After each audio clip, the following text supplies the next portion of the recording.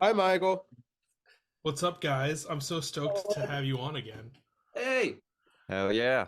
Leia. Woo! Dude, I think it was well, Dakota, like right around the time that you sent me like the album when it was finally done. For the other three, like I also sent Dakota something because it was also like the anniversary of like the first time that TV Cop was on. And it was Oh just like yeah. all around right around the same time, and it Like was 4 years to the day. Yeah. yeah, We got lit, dude. that We was a almost good drank time. 8 years, but we just drank where we just smoked a lot of weed. Mm. But Today I got natties. Natty hell light. yeah, I got some good old hamsies today. Ooh, hams goes. I ran out of cold PBRs, so we're doing warm Bud Lights. Yeah, Yeah, fuck like a it. champ. The fresh air. Does anyone have any questions before we get started? I thought we Nope, don't think so. It'll get used for the B-roll TP. So now we'll officially start here in a second. Hell All yeah. right. Would you eat it? To start every episode, I do do a fresh crack of my beer. So if anyone has a Yeah. fresh one that they want to crack with me here, Already I've cracked been one, waiting for it. fresh one. all right. All right, are we In timing? Yeah, in three, two, one.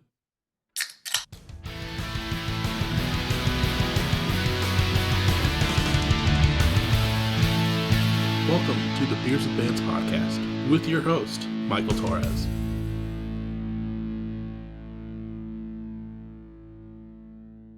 What is up, everyone? Welcome back to another episode of Beers with Bands. This is an episode I'm very stoked on. I have some good homies back on the podcast. I got TV Cop back in the building. How are you guys doing? What Howdy, up? howdy. For people that might remember, I think TV Cop was like within like the first 10 episodes that I ever did. And we had, just a good time because the nice thing is this time it's not like one of those awkward moments where I'm just meeting you guys. So like we're all loose and stuff. Granted, I know Dakota and TP have actually been on. This is your third time on because we Yeah, did that episode with Matt Prince as well. yeah, man. But Hello? I'm super stoked to have you guys back on. I'm super stoked that this album is out, and I feel like we have a lot to talk about. But I feel like the first thing we should do for people that might not know who you guys are is kind of go around and say who you are and what you do in TV Cop. Sure. Go for it, D. You're the front man, even though you hate that. Yeah, that's dumb. My name is Dakota Cairns, and I play guitar and sing. Tyler Price. I play bass. I play the dad guitar. Is it me or you, Chris? Which one? Which one's Go going? for it, dude. Go for it. I'm Lucas. I just hang out with these guys and make mouth noises a lot. It's like It's my true. thing. It's true. I'm Chris. I'm the new guy. I play drums. But like I said, I'm super stoked you guys are on. For people that might not be aware of TV Cop, you guys are a power pop band from, Ottumwa / Iowa City, and you guys always put out rad stuff. And I know you guys have gone on some tours recently, but like more people need to be aware of who TV Cop is, because you guys keep fucking ripping and killing, and it's amazing. Um, the last time you guys were on, we talked about season 3 because that had recently just come out. If that Yes, puts Speed hadn't even time out. frame out, yeah, that was your debut LP. Since then, big things have happened. You put out your second EP called, I have it right here, TV Cop Smokes Weed. Hey. I've never talked about this, but I smoked a little bit before, and I need to talk about it now. This was the first record I actually ever bought. Second record that ever made it into my collection, and this is the reason that like now my collection is at like 200 plus, and I have Right. it's because of TV Cop I started an addiction to records. So thank Hell you, yeah, dude. guys. That's not the addiction we normally start. It's true. Usually it's trank. We're all about trank now.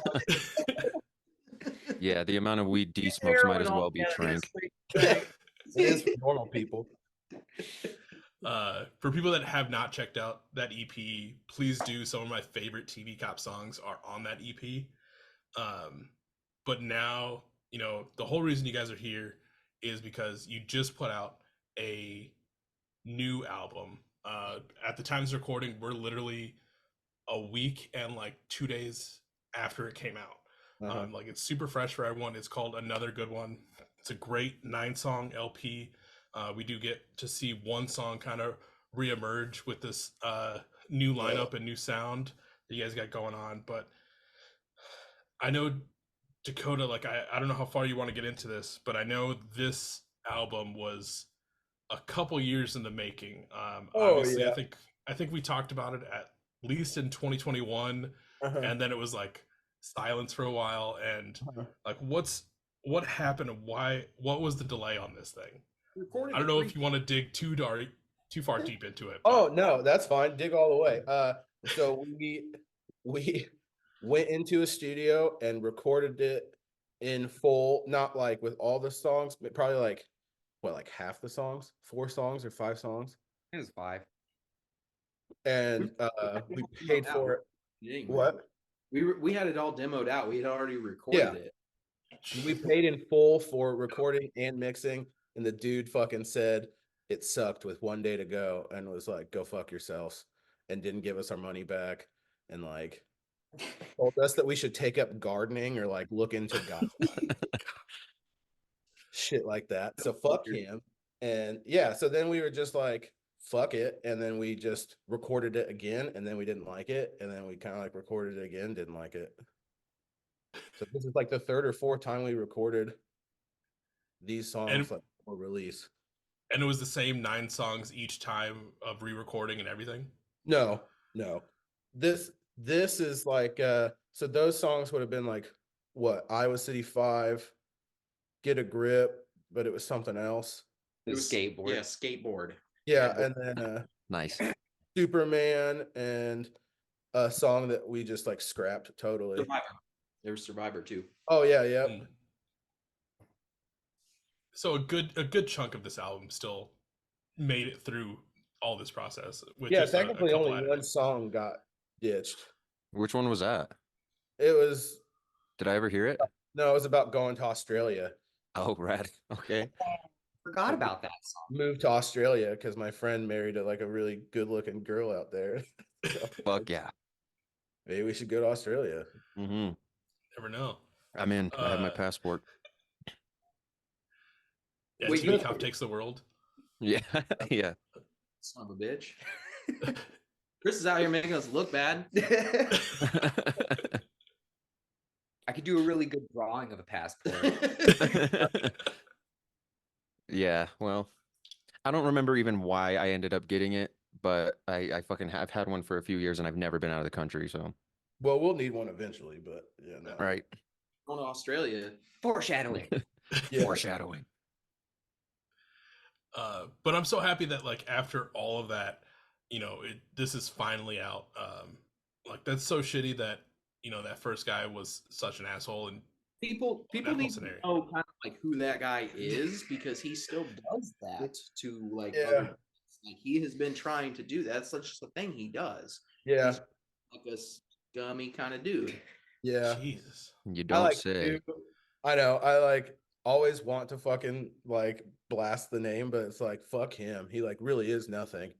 So it's like, just some dude that lives in a trailer in Appanoose County. He made our record sound bad anyway. Yeah. Like, no, the only thing he said he wanted was the bass tone, and that's because I set up the bass tone. Yeah, but he didn't even hit record, man. I don't know. It had no cojones. No, he literally put a piece of cloth on my cymbal to record it because he was like, there's just like too much cymbal. Yeah, that's not the way you deal with that. No, it was just like, and this is like $1 million, like there's like millions of dollars in this place. Like it's not like I was in some dude's fucking basement. Like, right. Yeah. Oh my God. That's so shitty. But at least, you overcame all that. You re-recorded, and now we're here at this final product. It's been out for, like I said, a little over a week, barely even a week. I know, this was a highly anticipated release for a lot of, the Iowa City area. All the homies were waiting on this. I know Brian Martinez from Eugene Levy wanted me to tell you that he loves the album and all this stuff, but I told him I wasn't going to say it, but that's what he said. I was originally gonna say, yeah, Brian Martinez said that this sucks. Fuck that guy. Fuck his band. But no, it's amazing, and I'm stoked that it's finally out. Like, what's everyone's thoughts on this? Because I can't remember. Have you? Obviously, it just came out. You haven't played a full show for it yet because you're playing in mid-December for the first time with this album being out. We've only played like 4 of those songs, like in general. Yeah. We just started playing. We just kind of on a whim started playing Survivor on the last tour. We weren't even like planning on playing it. But there was like literally nobody at that show, so it was like, what could go wrong? Right. I'm like not exaggerating either. Not one person showed up to pay to get in. Yeah. Shout out to St. Joe, Missouri. Yeah, that's what that was St. Joe. It was like a Tuesday though, so it was a Monday, and they weren't even open, and they didn't like promote. But like, yeah, it's fucking. But that song rips. And it's like a lot of fun. I like during COVID, I watched all like 45 seasons of Survivor. Jesus Christ. There's 45 fucking seasons of that. I will say I did like because Netflix will put on like a couple seasons every once in a while, just like random seasons. And there was a time where I was like, you know what? Through Amazon, I can, or one of the other streaming services, Paramount I can, Plus. Yeah, Paramount. I can watch them all from the beginning. So yeah, I started doing that one day, and I got to like season 3, and I was like, what am I doing with my life?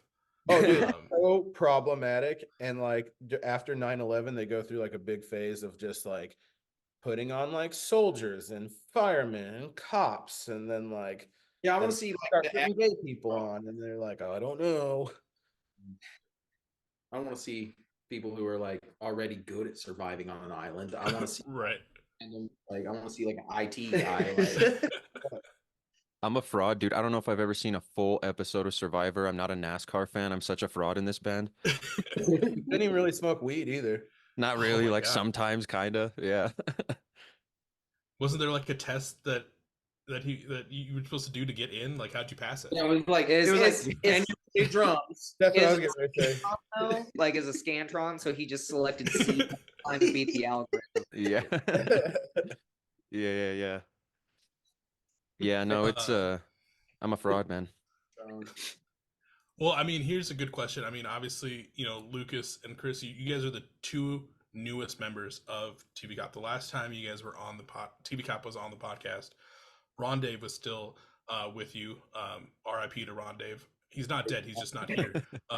He's doing some other cool things. I see him pop up on Facebook still doing music, still jamming out. But obviously, you know, you 2 are the newest members of TV Cop. Like, what was it like, you know, getting to become part of this group and those like initial moments? You want to go first, Lucas? Yeah, I can take this one first, I guess. I feel that one to you. So for me, like, it was actually pretty crazy because these guys like did sports team, and like it was really fun. And then they started doing like TV Cop, and things were like getting serious. And for me, it's like, you know, these D and TP were in the first band I was ever in. We were in this like metal band and everything, very Dillinger, E-Tid-esque and everything. It was a lot of fun. But after that, you know, we went our separate ways. And so it's like, you know, I'm watching these guys 10 years later come together with this project, and it's rad, and it's like going places. And I'm like, I missed the boss. So it was, you know, it was like crazy, like watching things go. And then like COVID hit, like these guys were on a tear and everything. You know, there was like discussions of like going and playing in different countries and stuff, but then it was like COVID hit and just stopped everything. And it was kind of like during that time, it was like almost like there was like this retooling of the band, figuring some things out. And D decided that he wanted somebody else coming in on vocals just to add like another layer, make things you know, take it up another level, kick it up a notch, you know.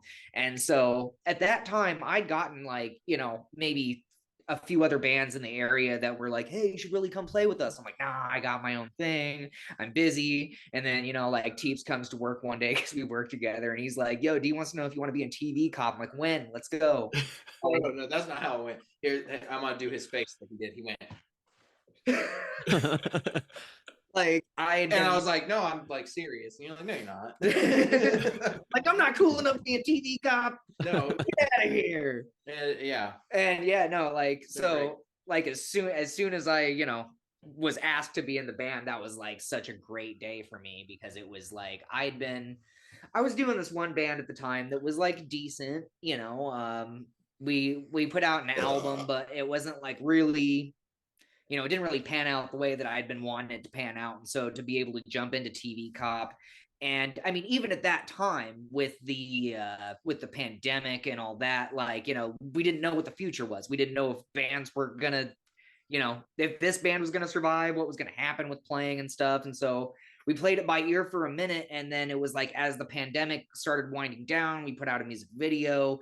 Once we could play shows again, we started playing a few shows, and things really kicked up. And so for me, it's like, getting to jump into something that's like just this like radical and like professional and just so way awesome sounding has just been like crazy for me. So, I definitely don't take it for granted.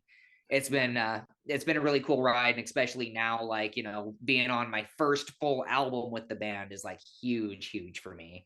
So yeah, because you were only on a couple of songs. Bad Brain and Am I Dumb were my first two that I was actually on the recordings for. And so for this, like, to be able to be part of like the full album process and everything, and like getting to like kind of add in, my own little ideas in some places and stuff has been like really cool. Like, especially because for a while, it'd been hard for me to write lyrics. And so, I wrote the lyrics for Groundhog Day on the album, and so it kind of not great, but it's partly like getting back into writing lyrics again, because it's something I used to enjoy. So hopefully going forward, maybe there's a couple other Lucas Clark originals, but I'm droning on. I could we can let Chris get in here a little bit too.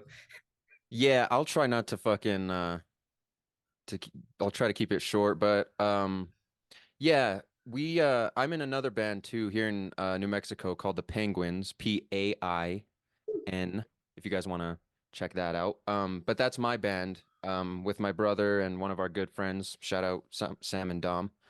And me and these guys have a mutual friend who lived in Ottumwa for I don't know how long, but he was up in Ottumwa.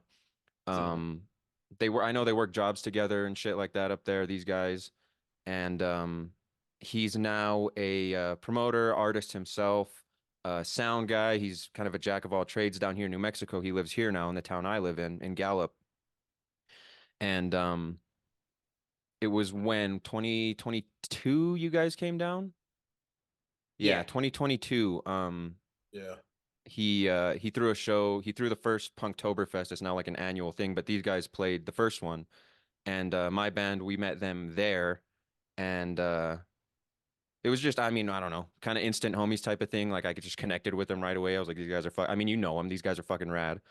And they went back to Iowa and shit, and we just all followed each other, kind of whatever. And then there was never like an official like, hey, do you want to be in the band? Like that still hasn't happened. It's just sort of like melded that way.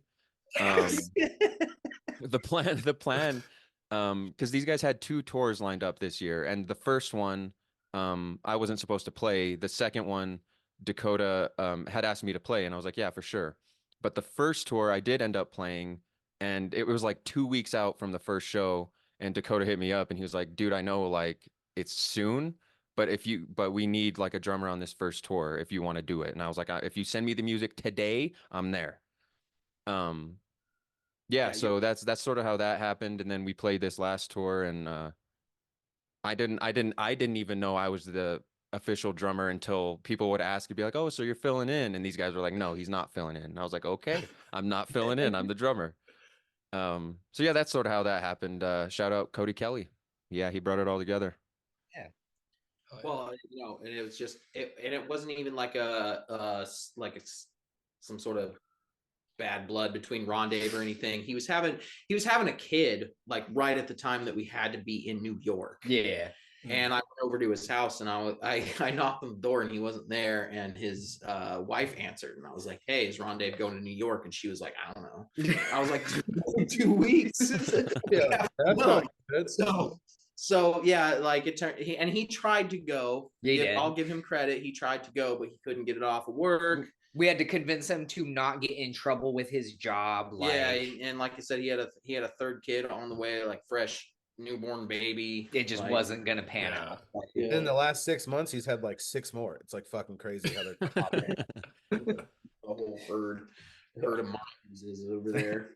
No, but Chris tagged us in a video on right, yeah, Instagram and put it in his story, and we didn't follow him, and so I like just happened to follow him, and then I saw the story, and it was within like an hour of it just like disappearing.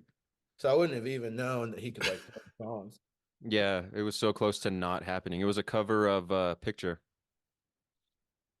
Yeah, no, and that was crazy too, because I remember watching it. My first thing was like, I was just like, man, that was what caught me, was like the cymbal work on that.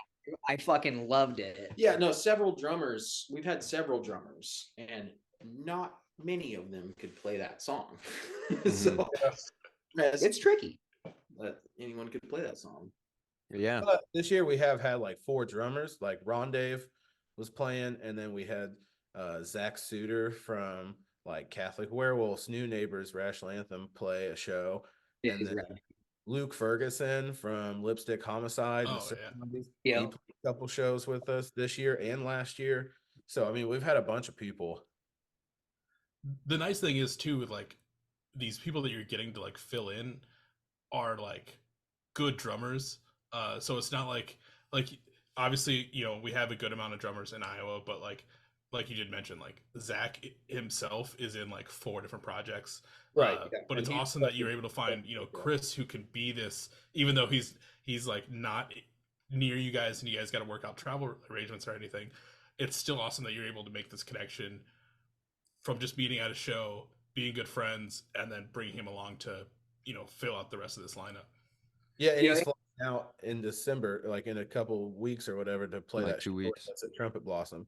Hell yeah, dude! That show at Trumpet Blossom is a stacked lineup.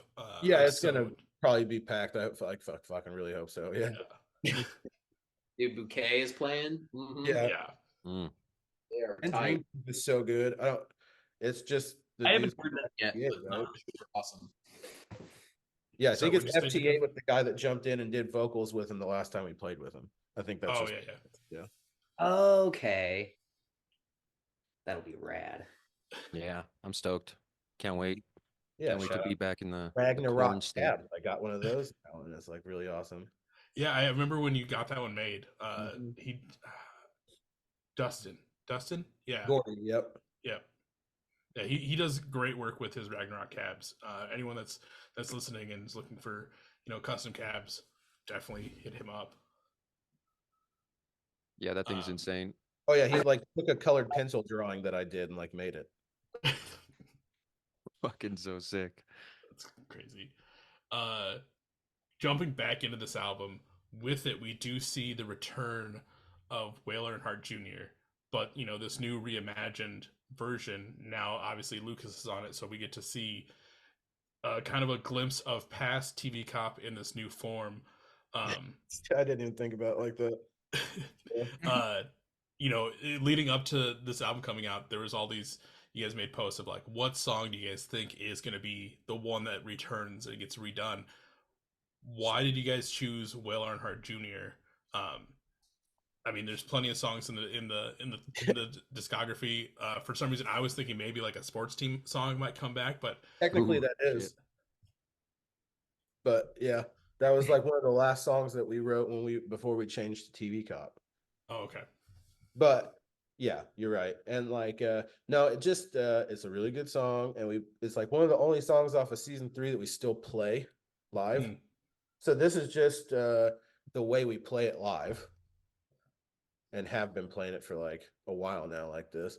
And the version on season 3, because it's like set up to go track to track to track to track, it doesn't have like a real ending.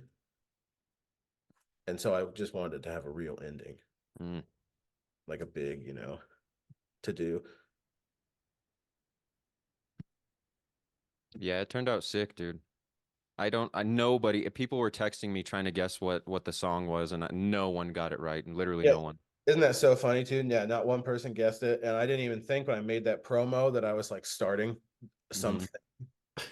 But like, yeah, a bunch of people were like, "What song?" I think it just gives us ideas for like, eventual re-releases. Like, There you go. Yeah. You know what the people want to hear. A lot of people want to hear DeVito re-record. Yeah, Yeah. if that gets re-recorded, the lyrics change. Fucking don't careful what you wish for. Yeah, because Will Earnhardt was not in my thought process as to like one that would come back. See, there you go. Well, that and Dale Earnhardt Jr. has not recognized it as the quality song. Oh, that yeah. it is yet. I mean, let's be real. That's a fucking until he's finally satisfied. Do you ever wonder, like, maybe he's heard it? What if he's heard it? No, but it's like so adjacent to him because he likes like tiny moving parts and shit like that. And he See, goes to like punk shows all the time, and like he loves free throw and shit like that.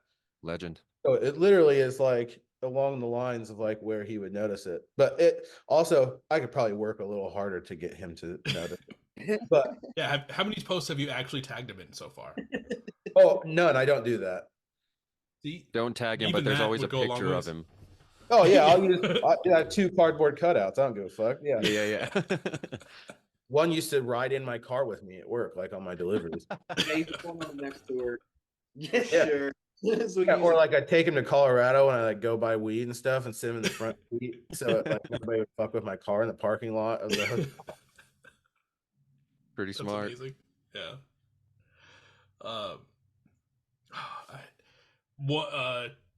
Like I said, there's a lot of stuff that's gone on in the past couple of years that I want to talk about. So I'm going to be probably jumping a little bit into the album, a little bit out, to kind of bounce off. Obviously, Will Earnhardt Jr. It's a play on Dale Earnhardt Jr. One cool thing that TV Cop got to do in the past couple of years is you guys basically kind of had like a sponsorship on a NASCAR. Oh yeah, we did for a race at Talladega. Yes, yeah, which is a place that Junior won 4 times in a row. Yeah, but it's like right away. Pretty sure it crashed right away. 16 laps in, he got fucking nosed right into the wall. Yeah.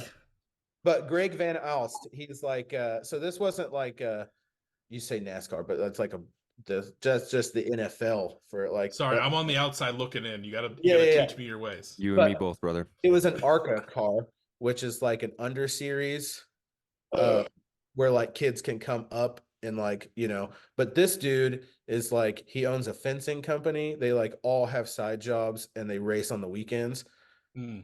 So he just like posted on Twitter that he was looking for sponsorship. So we just did it. Fuck yeah. But yeah, Dord fucking immediately. But you know who he was leading the points when we were sponsoring him, and you know who he was fucking running against, who was running second? Frankie fucking Muniz. Nice. Yeah. Malcolm. Oh, he's Malcolm in first now. At least he's not Malcolm in dead last. Yeah. Hey, D, tell him about Mikey though, because we sponsored. Oh yeah. He just sponsored my friend from high school. I mean, he's still my friend, but like Mikey England. He fights out of Missouri, out of Glory MMA, and we sponsored his fight shorts, and he won wearing them. Oh yeah, we got that pretty good picture that we posted on Instagram the other day of him beating the fuck out of this dude. Yeah, if you zoom in, you can see the TV Cop logo. That was the best money we ever seen. Yeah, dude. That was every fucking penny worth of it. Yeah, that was so good. So and he did 2 nights ago too. Yeah. Yep, in like a really good fight. I was like on the edge of my seat the entire time, just like in Ron Dave's garage, screaming, and everybody was he will be a UFC champion. Like that's not like he will go there. With UFC guys. He fought the guy that he fought the other day. I don't know what it was, but it was like a machete scar. I know he looked like he went through an autopsy. It's like down here, and I'm like, did he get in a machete fight? I know. It's like, is that a corpse? Machete fight. So It's like a Street Fighter character. Yeah, I don't know. I don't know. Really. He was a good fighter though, dude. Like it was. Yeah, Mikey fights some like fucking good dudes, but he's a Division I fucking champion. Yeah. Fuck yeah. Shout out Mikey England, dude. Yeah, and it went to decision, but it wasn't like it wasn't even like a split decision. It was unanimous. Yeah, he beat So you know when he goes to the full UFC or like the main events and all this stuff, you got to try and work it back in to be like, hey, you got to at least come out to our song at least 1 to 2 times so we can get a little payback. Yeah, Imagine. It'll be on season 4. We'll write him an outro song. There you go. Yeah, no, Mikey and I have been friends since like fucking third grade. Can I tell a Mikey story? One time, I took all of you guys to see A Day to Remember. Uh-huh. And Nice. he had a black eye out to fucking here, dude. And Day to Remember stopped the show and was like, "What the fuck happened to that kid?" Because he was in the pit, just like dominating. Nice. Yeah, Scariest dude in the world to pit with. Yeah, Right. no, because he was like, I think that's when fucking Wallace Carter punched him in the face when they were fighting, and he like lost a tooth too. God, Jesus. None of his teeth are real. That's wild. Dude's a maniac. There's a reason there's the term Centerville tough. Yeah. Around. It's I had both of those on my. I'm glad TP you kind of led into the whole MMA thing because that was also on my list. But I want to tie this back into the record because we talked about MMA, we talked about obviously not full NASCAR, but racing in general. And there's one actor in this world that has he did a movie where he was a school teacher and he ended up fighting some UFC to gain some money to fund back into the school. And you guys did this cool thing in the intro to this album called 93.3 KTVC The Void. After the little radio clip ends, you can faintly hear it in the background, but it's Kevin James at I don't know which race it's at, but he does the "Gentlemen, Start Your Engines" yell, and I love that you guys put that in there. That was all Dakota, man. That was all D. Well, I had that idea, and then Brian from Eugene Levy hit me up and was like, "You should do this," and I was like, "That just concretes that my idea was good." There you go. It was funny because I didn't even know that was going to be in there, and as soon as I heard it, like I recognized it, I was like, "Yes, yeah, that's Kevin James." Kevin James, dude. Him and Adam Sandler like kicked off the race or whatever. Oh hell yeah, they can sue us now. Yes. Yeah. The one thing I Also, would you the boom, motherfucker. Oh, frame it on my wall. But yeah, I love that got added in there, and that's the other thing I kind of love about what you guys do with your albums, especially like if anyone remembers season 3, you guys kind of had that intro, but then you also had the PSA in there, the PSA song talking about like what the government doesn't want you to know about. That's one of my favorites. Fuck Dwayne the Rock Johnson. Agreed. That's facts. But yeah, and then incorporating like this whole like radio intro into this, like I thought that was a cool little touch, and really just brought me back to what everyone loves about TV Cop, just like those cool little things that you guys put in there.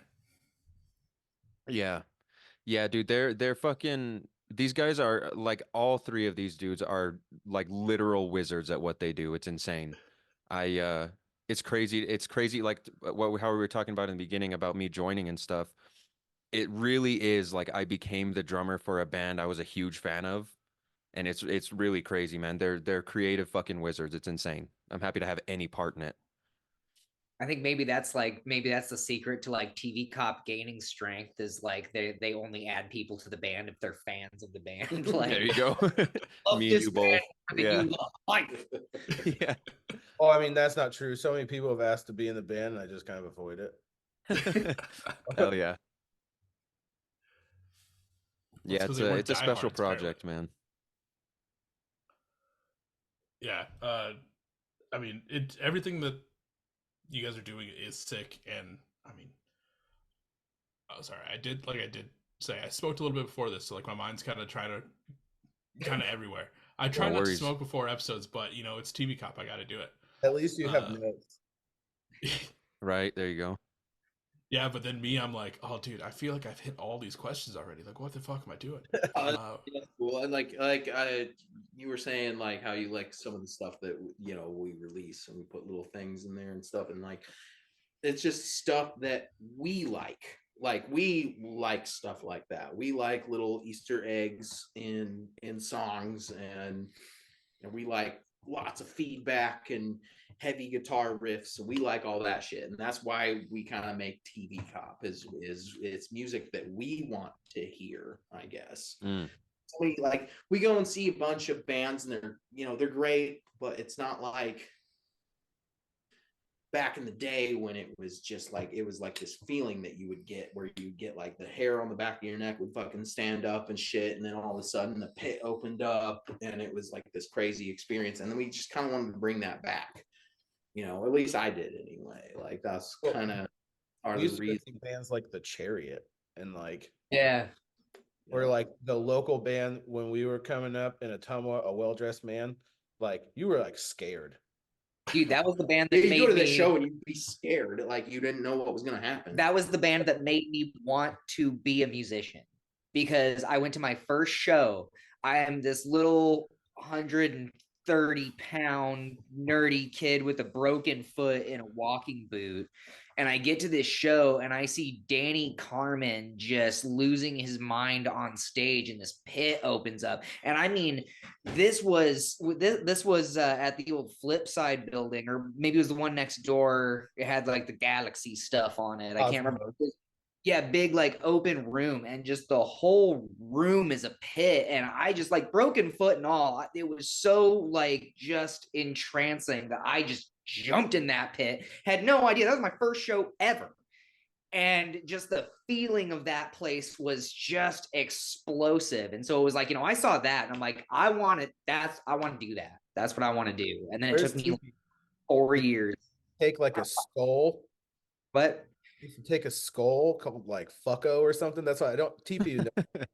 And they would take the skull and they would fucking chuck it into the crowd. And whoever came up with it was like free merch or something. Dude, no, it would like get bad. It would like get hurt. Oh yeah, dude, it was visceral. Like there's still bands doing that type of shit. Shout out to Undisassembled. They have a little baby doll that they bring out and have the crowd rip it to shreds, and it gets fucking crazy. Jeez. Yeah. I honestly don't know if you find any of that band's music anywhere. I mean, maybe you can find it on YouTube and shit. Do they not do shit anymore? I still have one of their CDs. What was the skull's name? The skull? Mr. Fungus. That's close. D landed on Bucko.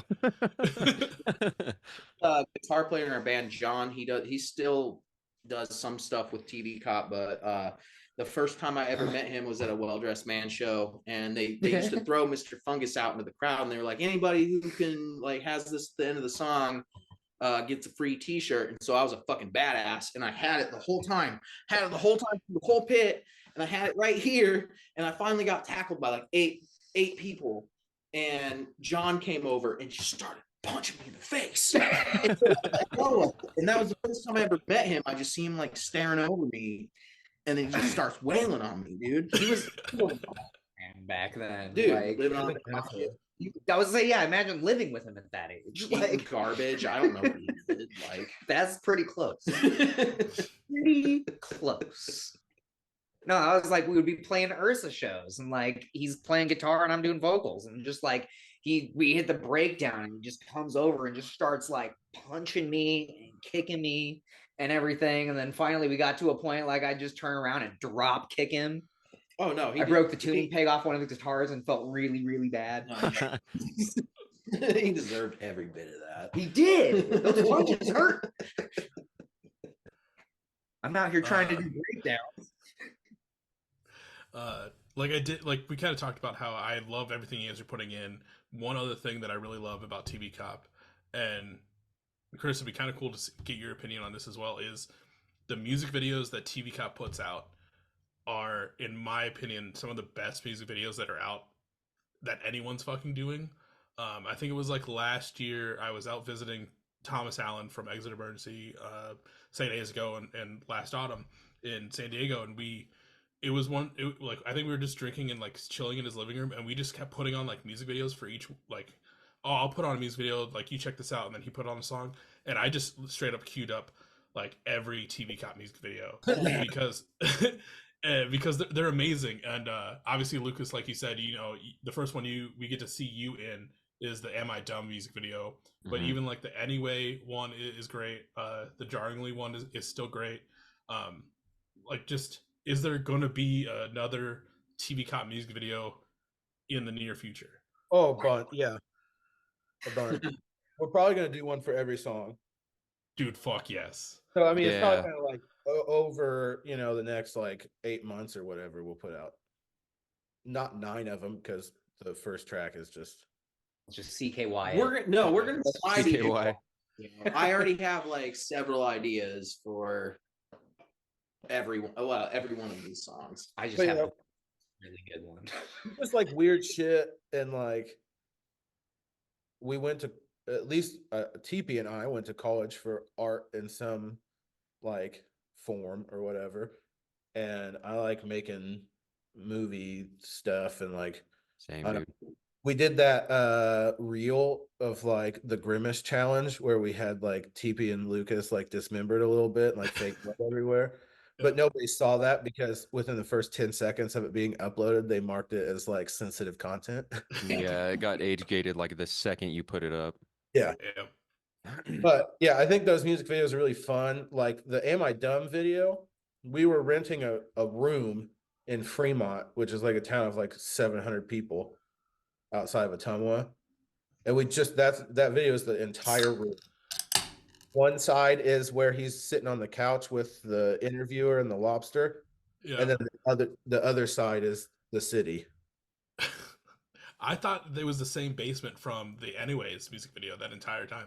Nope. That's from your The dad. Anyway video is my favorite, dude. It's so Anyway good. video is in my dad's basement where I was living during COVID.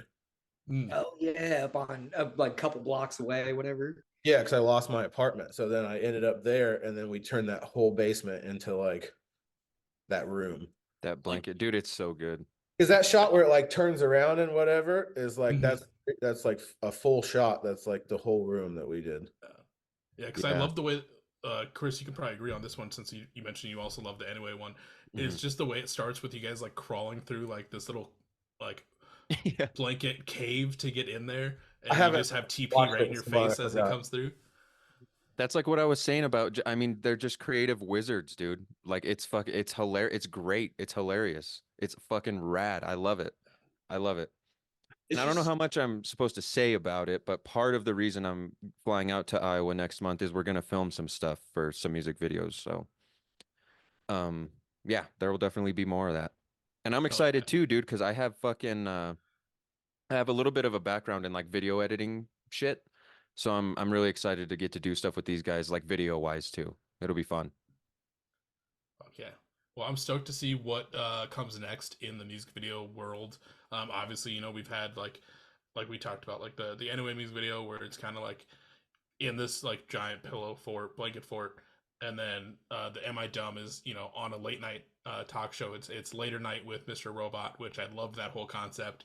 So it'll be interesting to see what world you take us to next. Obviously, if you bounce it off of, you know, that the intro to the album, you know, it says that you know, it's talking about different worlds. So like me as a fan, I'm just like, what can I expect? And I'm so stoked for anything that comes next. Well, and I've done storyboards for, so like we kind of go hard on those videos. Like yeah, we really do. Storyboards for several of them. It's crazy to think what Am I Dumb was supposed to be versus what it ended up being, also due to time constraints, because like what it ended up being was like really, really cool, but what we had planned was just insane. Like we just couldn't do it, and we just didn't have time. Overshot it. Ran out of time. We ran out of time. But I think that idea ended up better, honestly, because like, yeah, we were gonna do like, you know, the city with like monsters and stuff. That's why we had the fucking lobster costume. Yeah, and please, somebody needs to go into that video and look at the goddamn mural that I painted in the fucking background because no, lost in that, and I spent like 10 hours. And that is just like painting the walls. We like painted the wall back for the guy when we left. I feel like I spent 10 hours just making windows on those damn buildings. That's all I did. That's was what I just mean. windows. That's what I mean. Like we worked really hard on that. It was fun. But you know who really does have the best music videos? Do you know who Keegan Consor is? No. Oh. He lived in Iowa City like around the time you did. He just moved to New York, and he has the best music videos, period. Huh.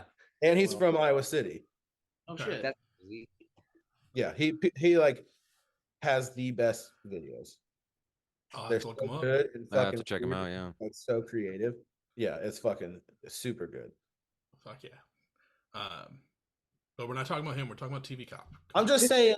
To hop back into this record, and I mean just TV Cop in general, and like another reason that I love TV Cop is just, I mean, the riffs are amazing. Obviously, Lucas coming in, it adds so many more harmonies. I think I told you that at the show when I was super drunk the last time I was in Iowa City. I was like, man, this is amazing. You're so good. But like just I mean, it's so easy to like fall in line with every song, but also like the storytelling that you're doing while like in the songs itself, or like, is one thing that really hooks me, and like hooked me from the beginning when I first listened to TV Cop. Obviously, you know, like Survivor, you talk about like you have this whole like little existential crisis of like smoking weed, watching Survivor, and then thinking if you could even manage to survive, and then you just like second guess yourself the entire time. Or you have like Cabin Song, where I think it's Cabin Song, where it talks about like there's like a dead raccoon in like the basement of your work, and then also like the stairwell. Pigeon, sorry. And like just the visuals that you paint throughout are just amazing, and that's one thing I super loved about TV Cop, and I still love, and everyone else should love that and listen to it as well. And I know those are all like pretty, like they're not just made up scenarios. No, it's 100%. Yeah. I mean, didn't you work downtown, or you worked at the bank? Do you not work downtown? I didn't work at the downtown one. I worked at the one that was over by like Regina, so it was like out of downtown. It was like old white people neighborhood.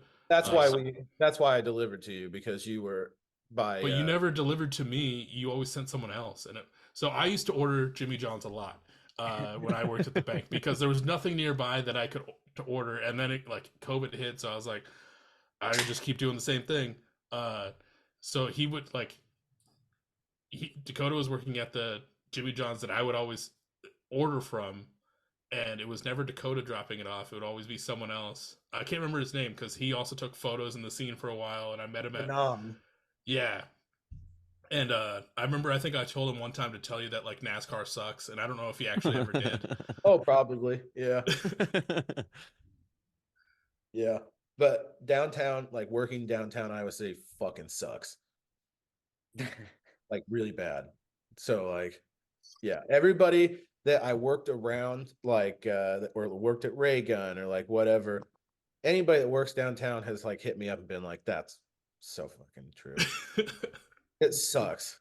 That's what I like about it too, though. Like on the outside, like as a fan of the band, they write things in a way, they'll talk about really dark existential shit, but it's presented so fun and like, yeah, it's just, yeah, I can't write like that. I can't write like they do. It's insane. It's because I can't. I mean, that's probably why like Over It and Anyway are probably like my two. I know they're not on this album, but they're probably like my two favorite TV Cap songs of all time, just because they have that existential crisis to it, or like just that whole like terrible moment to it, but you relate to it so hard where you're just like, they're going through shit and I'm going through shit. Like we're connecting right now. It's real relatable. It's real dark. It's real existential, but it's presented in this way that's not like real. I mean, I love that shit too, but it's not so emo and like, really sad. It's presented in this like fun, bouncy, like bubbly kind of way. Yeah. It's really cool, man. It's such a fun thing to be a part of. But there's a song that we don't play that I think about. Probably not. The last Favorite song. song. Oh yeah. Probably not so good, dude. We've never ever played that as a band, like period. So I know think that song. It's my We should play that song. favorite TV Cop song we've never gotten to play live. we will. We'll learn it. But it has the part in there where I mean, like I know this is my songs or my lyrics or whatever, but where my phone rings and then I drop my plate of food because I'm in like such shock that somebody is hitting me up. I'm like, oh no, fuck. I just think that's really funny. I think about that a lot. Yeah, it's good shit. Yeah. Obviously, we're kind of all over the place talking about another good one. If anyone is, for some reason, they've been sleeping on TV Cop and haven't gotten a chance to listen to this record, this episode comes out the second week in January. So, like, they've had over a month to listen to this record, get it to 1 billion streams. And if they haven't already, like, what in each one of your guys' opinions would be like the song that they should at least listen to if they only have a certain amount of time and can't listen to the whole record? I don't know about D and Teeps, but I think me and Lucas's answer is the same, is Getting By. Yeah, I was gonna say Getting By. There you go. Yeah. That one slaps. That's the slapper. Yeah, It does, and it changed. That song changed pretty hard, dude. Like the version I recorded to, that Dakota sent me is not what it sounds like now, and the way it came together, I think it's a ripper, dude. If you have to listen to one, my vote's Getting By. Oh, it's my turn. Do it. I don't know. I really don't. I would say 5 is probably like I would say like the most TV Cop song on there because it's like fucking weird and like there's weird parts. Or cat noises, fucking that guy called all those little noises cat noises. You and your little kitty cat noises on this song, Yeah, like that, or like I think Superman's really good. that's right up there for me too. 2019. I wrote Get a Grip. I wrote a song on He wrote the one with no lyrics. Yeah. Get a Grip's in my top for sure. Yeah. But that's a song that has had. It's been rewritten like 8 times. We've played different versions of that totally live. Jeez. Yeah, and the same thing with recording too. The version I recorded to is not what it was in the end. Even when we were recording, it changed. Yeah. Yeah. You shouldn't let me have things. I can't have things.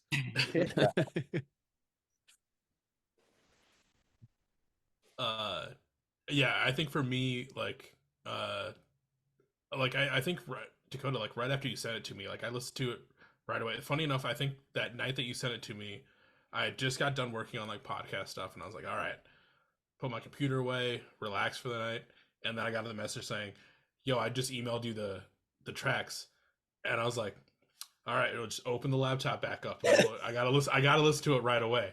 And I think it's kind of stayed the same where Cabin Song and Getting By are probably like my 2 favorites from this album. I mean the obviously like the redone rendition of Will Jr. is amazing with everything that's put into it, but I still think, like I agree we're Getting By with kind of your guys' points on that, but also Cabin Song is just, I think it's really good. Yeah, that's one that I've heard multiple people say is their favorite.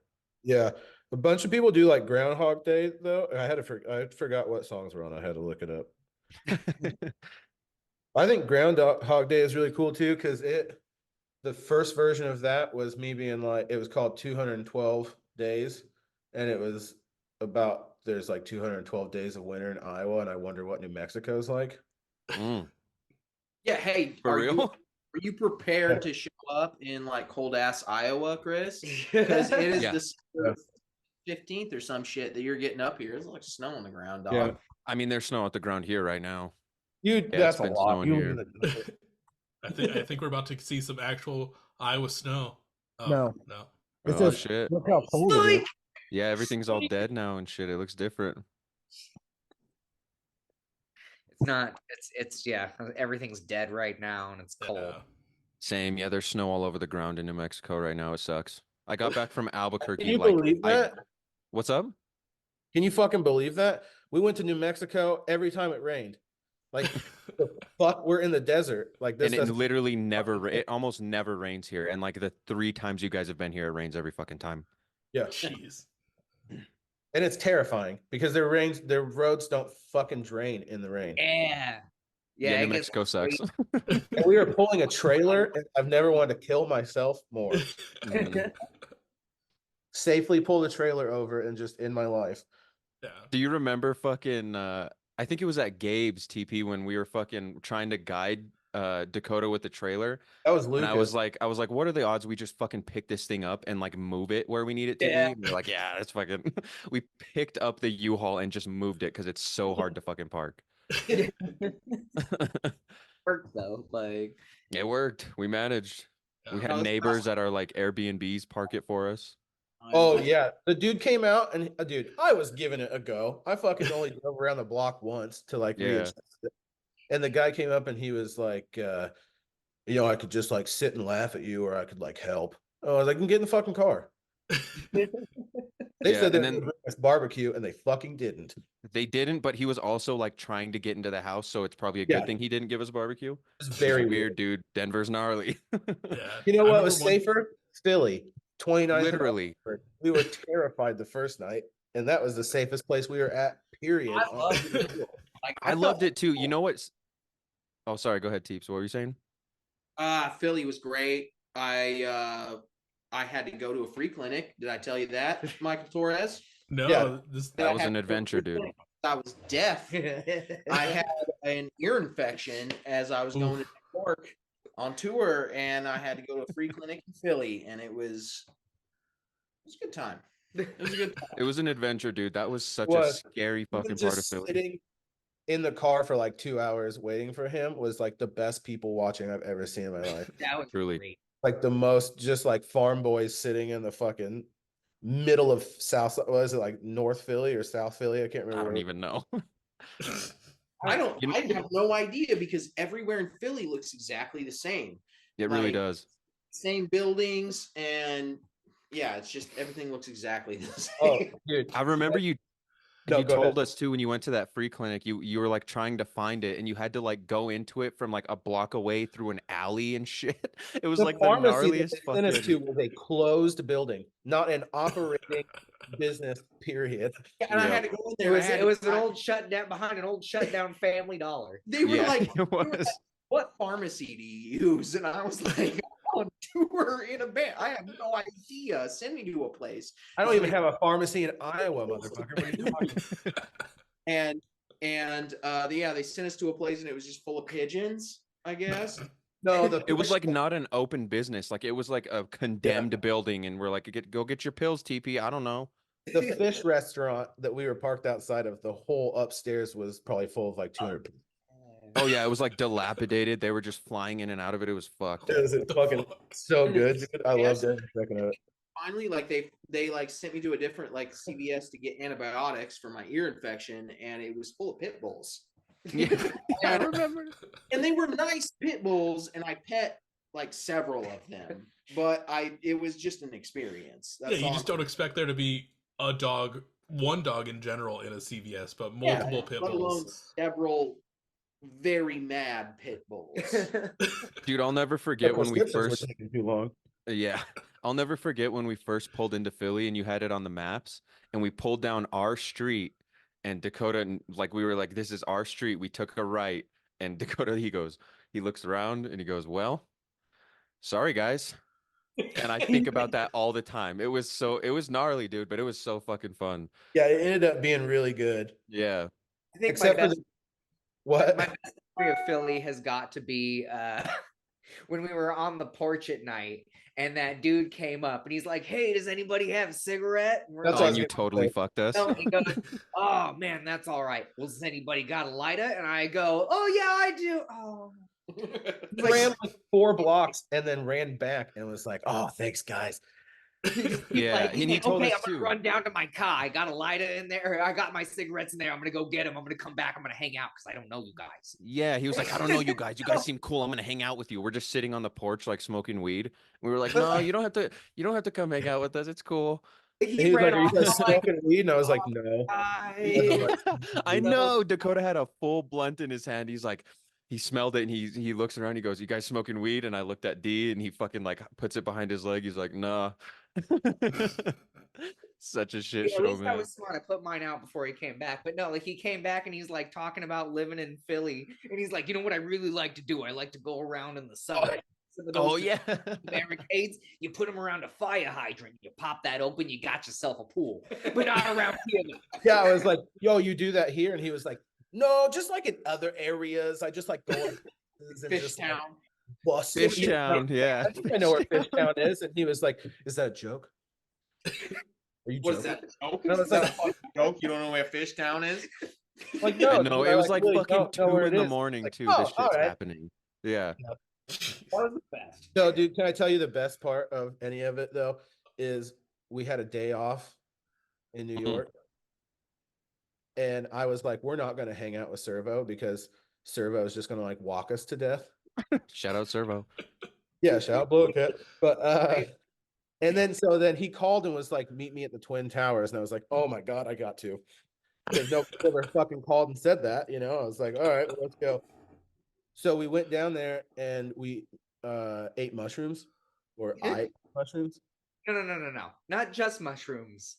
The mushrooms. All right, Right. I'll let you finish. I'll let you Like, do not go outside if you eat. Yeah. I'll let you finish this story, D, but let me just from my perspective real quick how that shit started. Yeah, but like when you I'm got those mushrooms, I was you like, had the bag and it was the scariest looking shit I've ever seen. They were like blue. I was like, I've never "But just fucking means seen. they're good." Apparently they were good, but you were like, oh, perfect. I remember we were at fucking Teenage Bigfoot's house and you were like, cool, this is perfect. This is enough for 4 of us. And I was like, fuck, I'm gonna have to be the lame guy that's like, no way. But before I could say that, TP was like, you couldn't fucking pay me to take shrooms and go to Times Square. And I was like, I'm with Teeps, dude. I ain't doing it. But I was like, thank God, dude. I thought I was gonna have to be the fucking lame guy. But yeah, so that's my fucking perspective of it. Go ahead. Oh yeah, but like I've experienced, I thought, like fucking eating psychedelics. And so we're outside this pizza place in Chelsea, and I fucking ate it, and it was like mostly powder, which was a mistake. Yeah, you guys ended up splitting the bag that was good enough for 4 people between just you and Lucas. Oh my It God. looked like it was gonna be it looked fine, okay? It wasn't. And it's like, I was like starting to like back out. I was like, I don't know. But then he took him. And I'm like, well, you're not going in alone. I almost blacked out in Penn Station. Yeah. So hard when I was taking a piss that I turned all flop wet and blacked out for a second. And Dude, you came out of that bathroom just drenched, and you were like, Chris, I got to get out of here, dude. I can't be here. felt like there was no air in the whole fucking building. And then Yeah. Servo fucking Like really is low. walking us, and we were like standing where the Macy's Day Parade is, like Thanksgiving Day Parade. And I was like, "This is Times Square, guys. We're here. Let's go home now." And they were like, "No, this isn't Times Square." I'm like, "Fuck." We're like walking up to this like area, and Servo turns around. He's like, "Welcome to hell, boys." And I was like, and we walk through this thing, and it's just people in like Cookie Monster and Elmo costumes. Oh, yeah. Helmets like Olaf is there. Hold on. Trying to because grab at D and Lucas. I'm tripping harder than I've ever tripped in my entire life, and there's like fucking a million people around me. Like, Servo- not really exaggerating either. I'm telling you from my perspective, me and Chris were sober, Mhm. and Servo said, "Welcome to Hell, boys." And I was like, "Fuck you, Servo!" Like, hi, dummy. And fucking, you guys took that way too No. And because Me. Because I was harder than That was I've the ever thing. tripped in my entire life. Yeah, you I guys was just like- heard "Welcome to Hell," but they saw the letters come towards them Yeah. as he So, said. They saw the hell. So like let me give you a little lead up to this though, because we're still in Penn Station, and Servo, I mean, like the day before this, D's like, whatever we do, if we're gonna trip, we're not going to like be around Servo because he's gonna fuck with us. And so Servo calls, he's like, hey, let's hang out. And of course, D's like, yeah, let's go. So It's we the get to Twin Penn Tower Station- thing. I got excited. That's true. Penn It's Station. a once in a lifetime sentence to ask. And Servo walks out from getting a coffee, and D goes, I don't want to go to Times Square. And I'm immediately thinking, "Oh, buddy." And Servo's like fucking right in the know where we're GPS. going now. Yeah, like exactly. like D's I think peaked a little sooner than I did, but it's like, so I know what's going on. So as soon as Servo turns around and goes, "Welcome to hell, boys," I'm like, here we are. Here we And go. so we walk through this wall of people, and I just feel like Fry in the first episode of Futurama. There are billboards that don't make sense. Olaf's trying to like kidnap me for pictures. Oh, they really were trying to touch us. Yeah, they really were. They were like, Have you ever seen the Today Show with like Al Roker and shit? Oh yeah. We walked in front of that fucking shit. yeah. Dude. I don't. Dude, you guys didn't so many have people no idea, and I was like, Everyone was like, "You guys want a band picture?" I'm like, "Get me out of here! I don't want to fucking stop." And D's looking at us, and he's just like, "I'm having a bad time right now." You know what's funny though? But he's so calm and collected, and like happy-go-lucky about it. And it's like, bro, like I don't know if you're really telling me you're having a bad time, or if you're just like normal sarcastic D right now. Like, no, I think he was having like a genuine bad time. That was the worst time of my life, but it was so good. It was so fun, and like afterward, especially when we took like an hour and a half cab ride back to the fucking. That was fucking rough. Yeah, it was. Like, it was. I felt like I was gonna throw up, but like he was driving on the wrong side of the road and the right side of the road, and like flipping people off, and people flew on him, and like fucking. He had headphones in, like couldn't hear a word we were saying. I was like, "Are we close?" And he's like, fucking all over. And you know what's funny about that shit too? Like me and TP and Servo, the sober ones, were like when we walked into Times Square, like the Olafs and the fucking Elmos and shit, they didn't really bother me. But TP and or fucking D and Lucas, they were like all over, the only guys on fucking a disgusting amount of mushrooms. Dude, and I have a problem. When somebody goes to hand me something, I just take it. And that's the wrong thing to do in New York. Yeah, you don't do that in Times Square because like they will sucker you for any kind of money. Because I went to Times Square once and it was the same thing. Like someone handed me something and I grabbed it and they're like, "Yo, that'll be $20." And I was like, "Bro, you handed to like I don't want your mixtape. I'm not paying for it." And then their buddy comes up next to him and they're like, "So you gonna pay him or what?" I'm like, "Dude, I'll give you the CD back. I don't give a shit." He's like, "No. Give me $5." It's like literally getting shaken down. Yeah. And it's like, okay, like I think I left I think that time that I went to New York, I had like my mom's car. When we got back, like I had like 3 CDs just somewhere in the back seat that I ended up spending like $15 on because I was like, I'm not gonna get like hurt. Like I'm a tour, like I don't want to get hurt for not buying their CD. Never listened to them. They were just rap albums. I'm sure they were great. Yeah. No, it's like that was the crazy thing is because like we're walking and everything, and it's like I'm trying to just keep my head down because I'm like, if I make eye contact with anybody, number one, they're probably gonna know I'm on drugs. Number two, like if it's something like that, they're gonna try to rope me into like getting something. But when I walked past the person in the Olaf suit, they grabbed my arm and they're like, "You want a picture?" And I'm like, "Ah!" Yeah, it's it felt like like that scene in the Labyrinth where she's like falling down the hole and all the hands are grabbing. I was like, this is it. This is where I get trafficked. Like, dude, Teeps, do you remember when we fucking got in trouble for smoking cigarettes at the 9/11 memorial too? Yeah, and I was like, I'm putting it out. Come on. And it was like I fucking shot a baby. Yeah, it's so bad. I'm like, this is so stressful to be here. This is like so heavy. And I lit this blunt and the guy is like, "Hey, put that out." And I turn around and he's yelling at Teepee about this cigarette. And I was like, yeah, me and Teeps were standing like right next to the memorial where all the names are and shit. And we were just smoking stogies and this big old security guard comes up. He's like, "Hey, get fucking move." And we're like, "Oh shit. All right, man." Yeah, he was mad. Dude, I'm putting it out right now. Like, come on, man. Yeah. Like, Midwest, everybody smokes and talks like that, going to the car. I don't know. Soda. Whatever. Yeah. Nobody smokes in New York. We went to fucking Swish. Fuck you. We were supposed to be playing at TVI, and me and Chris ran out of smokes. Yeah. Oh yeah, we went on that fucking adventure, dude. Yeah, we just started walking around and we walked into a place and dude, and everybody in New York is fucking cool as shit. They were like, what did we walk into? It was like a coffee shop or something. We were like, "Hey man, you got any smokes?" And he was like, "Fuck no." I go down there And like you can get smokes down there, and they only sell 2 kinds of cigarettes in New York. They sell Marlboro Reds and Newport Menthol 100. Ports. Yep. And 18 fucking 95 a piece. Jesus. Yeah, that's why no one smokes in New York, is because they're so fucking expensive. Dude, yeah, me and Teeb spent an unholy amount of money on cigarettes on that tour. Everybody also says they don't drive. I can't find a fucking place to put my car outside the fucking right? Yeah, dude. 8 miles I'm driving. Like, dude, driving in those Ubers, we took those 2 Ubers, and that was enough for me to be like, I will never get in another car in New York ever again. No, yeah, dude, it's dog shit. I had that happen to me in LA. It was also like it wasn't even an Uber. It was like our bass player's friend that he had, I think, met in college, or I don't remember how they knew each other, but we made it to LA. We parked in a parking lot, and some of the guys like stayed and like went to this mall, and the rest of us, the guy was like, "Oh, I'm going to take you guys to like this cool like overlooking thing. It's like a touristy thing." And we're like, "Cool, sounds great." We pile into his like Scion like fucking Q thing, and he just whips around.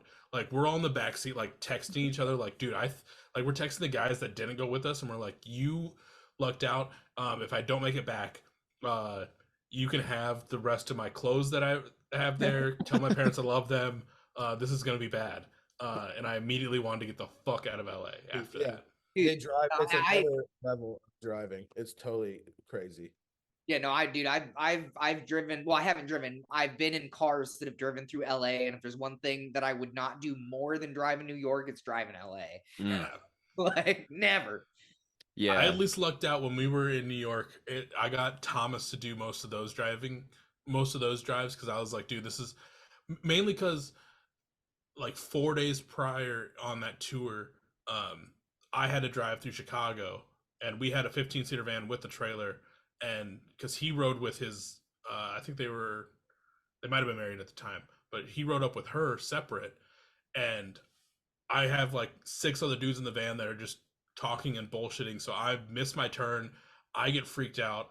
I have to cut someone off, take another turn. I end up like downtown Chicago, not where I need to be, and it like tripped me out so much that when we got to close to New York, I was like, fuck that, you're driving, you brought this on yourself.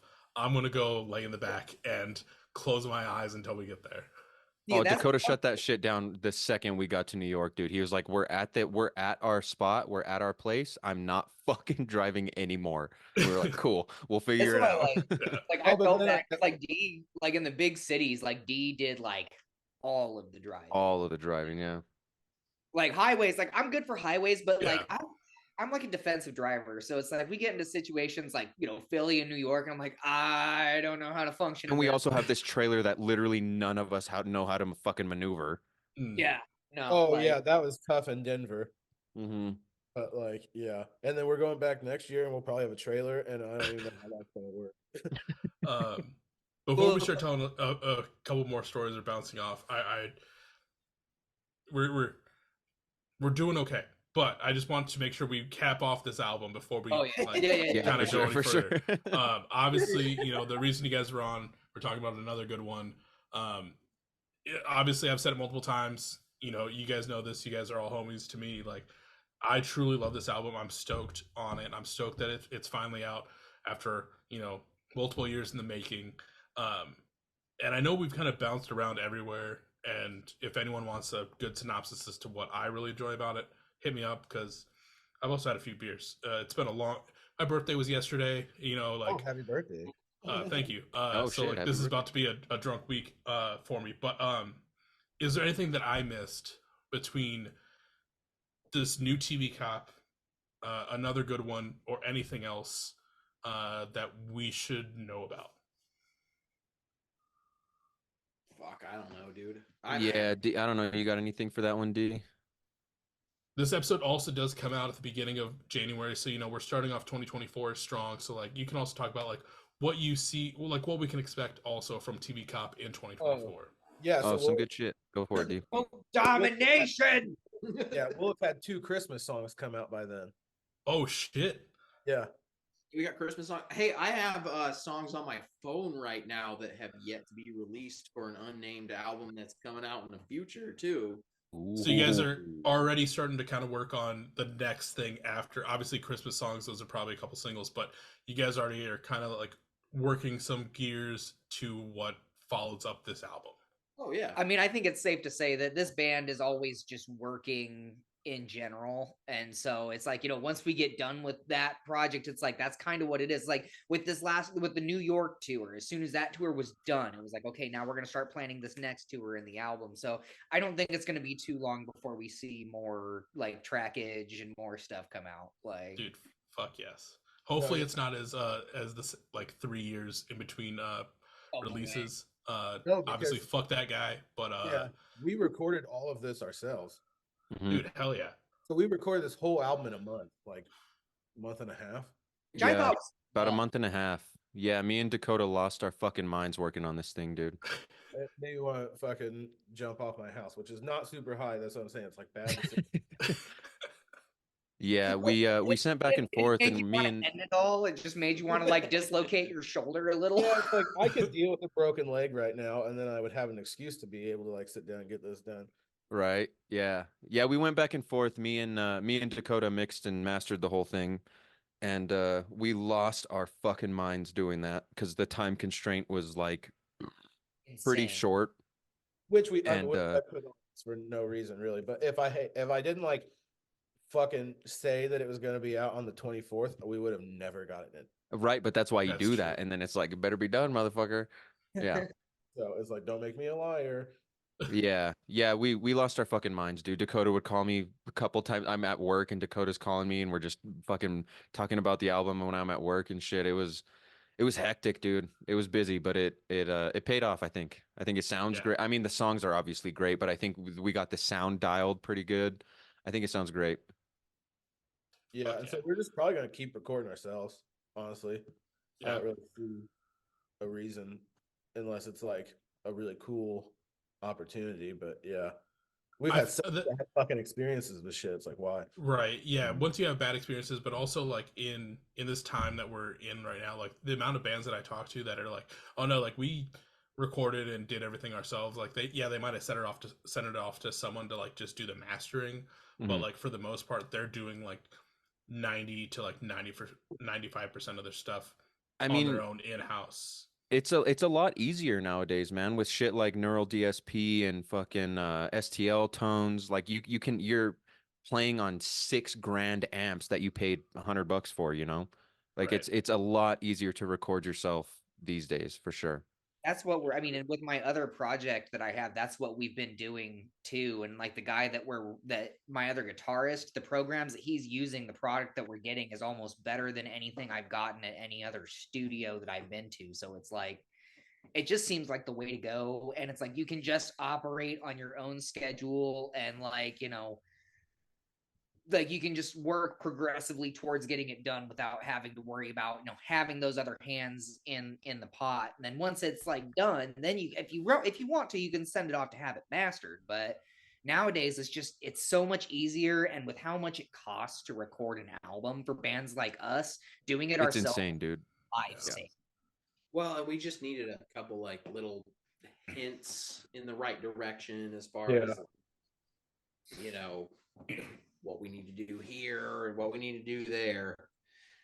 Really, all we need is somebody that can kind of hit the button for us. Yeah, like familiar with the program, and like once we're familiar with the program, it's with this album, it's like we had we brought in John a little bit, we brought in Dale a little bit, and just like extra ears to make sure that things were where they needed to be and everything, and just because it's almost like you don't want to like just rely on your own ears for it. You do need to have just a little bit of that outside, information. Absolutely. Yeah.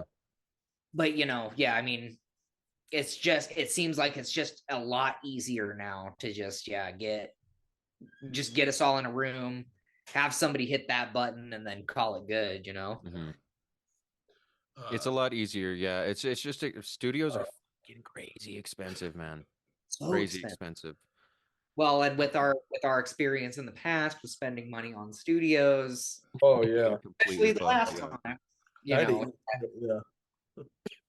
Never again. Now, Unless it's like something crazy. right. Now I know, like I kind of started off the episode, TV Cop Smokes Weed, that EP, got pressed to vinyl. Can we expect anything with another good one? Oh, absolutely. It's already, it's maybe already in for pressing. Yeah, Servo said he was gonna press it, be out next year. Yeah, I know. It seems like we were like shitting on Servo, but no, Servo like does a lot for us. I took it more. I didn't think you were like shitting on Servo. It was more just like the situation and just giving them a hard time. But I mean, Bloated Cat fucking is killing it. Traveled than us, and he knows he things whole tour. and people. And we were from the Midwest, and we were like, banjo country dog. Like, help out a little bit. And he's like, because I remember sitting in what I thought was Times Square, and I was like, hey, that's the Empire State Building. And he was like, no, dude, that's just a building. And I'm just like, I wouldn't be there. To be fair, he did spend the entire tour trying to steal my wallet. Your decoy wallet, yeah. Oh man. So yeah, Lucas is like afraid. Midwest. So we were like, everybody's mean and they're gonna try to mug you when you go to the East Coast. And so Lucas got a decoy wallet. I have my decoy wallet. So if anybody mugs Lucas, he's gonna give him the decoy wallet. I'll be like, here's it's got $8 and the card for the guy who screwed us over at the recording. And Servo gave him endless shit about having a decoy wallet. And what happened? Like, what happened? Did you give him the wallet? No, it was the last day of the tour was his birthday, so I gave it to him. He was so stoked. He almost cried. My daughter was so mad though, because technically it was her wallet. He doesn't even have a job. Had the Velcro. It literally had the Velcro. It was bright orange. Man, you'd get robbed and you hand them that, and then they go to peel the Velcro and they just hand it back to you and be like, they're like, give me the real one. Like, I'm so sorry. That's how I actually figured it. Yeah. Do you need $20? Because I'll give you $20. You have a Velcro wallet. Like, we'll call this good, man. So he gives him the Velcro wallet on his birthday. He's like, hey, here you go, man. And Servo like almost teared up. I'll call him out right now. He almost teared up just a little bit. It was a touching moment. It was at the end of Bloated Saturday where he's like, Servo had. Yeah, Bloated Saturday. Shout out Bloated Saturday. But yeah, it's Bloated Saturday when he's all fucking, every band is like, happy birthday, Servo. And he's sitting there in the green room all fucking, just couldn't give a fuck. But did any of those bands give them their wallet? No. That's true. They only took money from Servo. We gave Servo money, technically. What about that other place where we were playing like table Jenga? Yeah. And the most intense game of table Jenga I've ever seen. We had tables around us watching. Dude, I have video of that whole thing. So if anybody's like, I'm gonna beat you at Jenga, I'm like, no, you're not, motherfucker. Are you kidding me?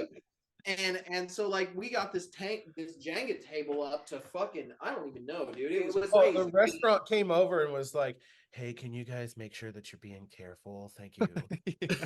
We don't want to get there's just like so many like glasses around it. Dude, I have a patrons standing by that could just get whaled with a brick. Like, dude, I have a video of that. I have a video of when Teeps and Servo were playing Jenga, and I was like, I'm gonna record this because it's about it'll be like a 30-second video. It's about to fall down. The video is 12 fucking minutes long.